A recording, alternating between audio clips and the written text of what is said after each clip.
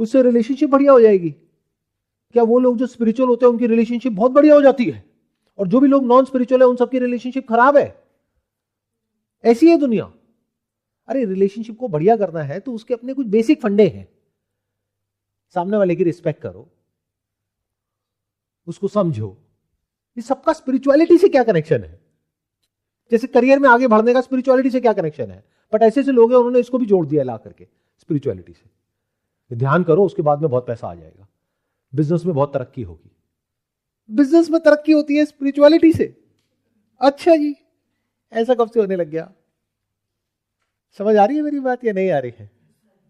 तो पहले प्रॉब्लम को डायग्नोस कर लो अच्छे से, फिर देखो कि वो प्रॉब्लम आपको है भी या नहीं है, या अभी लाइफ की जिस भी स्टेज पर हो, क्या टाइम आ गया है उस प्रॉब्लम का सॉल्यूशन निकालने का, या अभी और बड़ी बड़ी प्रॉब्लम्स है जिसका सॉल्यूशन निकालना है। ये बिल्कुल ऐसा है कि आपको 105 बुखार है, तो अभी पहले क्या करना है? जिम जाना है। पहले अपना बुखार ठीक कर लो, जब बुखार ठीक हो जाए, वीकनेस चली जाए, तब जिम चले जाना। क्योंकि अगर 105 बुखार के समय आप जिम चले गए तो प्रॉब्लम बढ़ जाएगी या कम हो जाएगी? बढ़ जाएगी। एग्जैक्टली।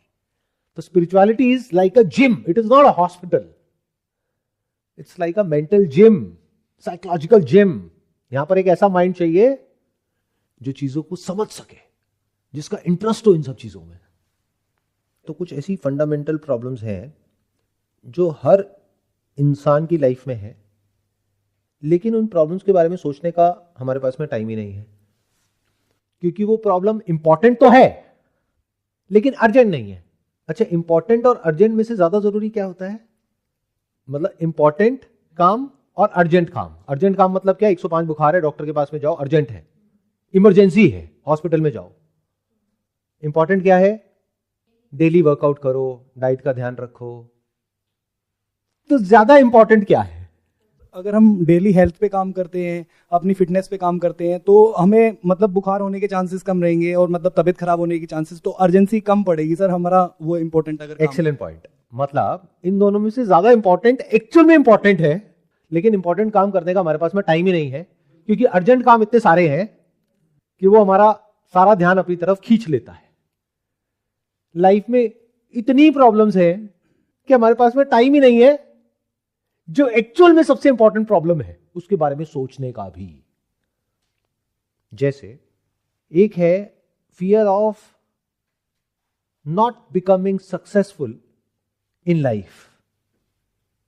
अभी सक्सेसफुल क्या होता है? जो भी सोसाइटी के नॉर्म्स है उसके हिसाब से डेफिनेशन है, इतना पैसा होना चाहिए, ये होना चाहिए, वो होना चाहिए, वो होना चाहिए। सोसाइटी के नॉर्म्स के अकॉर्डिंग अगर आप चल रहे हो, एक पर्टिकुलर लेवल पर हो, तो आप सक्सेसफुल हो, तो दुनिया आपको अच्छे से ट्रीट करती है, नहीं तो साइड कर देती है। कोई देखता भी नहीं आपकी तरफ, कोई बात भी नहीं करता है। क्या सच है झूठ है? तो एक है fear of not becoming successful, but ये जो सक्सेस की डेफिनेशन है वो कोई सेम तो है नहीं हर एक के लिए। तो ये गोल पोस्ट चेंज होता रहता है। आज लगता है ये सक्सेस है, कल वो सक्सेस है, परसों वो सक्सेस है। तो पूरी लाइफ सक्सेस को चेज करने में ही निकल जाती है, कभी सक्सेसफुल हो ही नहीं पाते हैं। लगता है आज हम इस लेवल पर है, यहां पहुंच जाएंगे तो सक्सेसफुल हो जाएंगे, यानी प्रमोशन हो जाएगी जॉब में। प्रमोशन होने के बाद क्या समझ आता है? यहां तो और बुरी हालत हो गई, प्रेशर और बढ़ गया ऊपर से। पहले तो सिर्फ ऊपर से स्ट्रेस आ रहा था बॉस की तरफ से, अब तो मैं खुद बॉस हूं, तो नीचे का भी सारा प्रेशर मेरे ऊपर है, ऊपर से भी सारा प्रेशर मेरे ऊपर है, रिस्पॉन्सिबिलिटीज और बढ़ गई। इस सोसाइटी की सक्सेस की डेफिनेशन में एक और चीज आती है, शादी।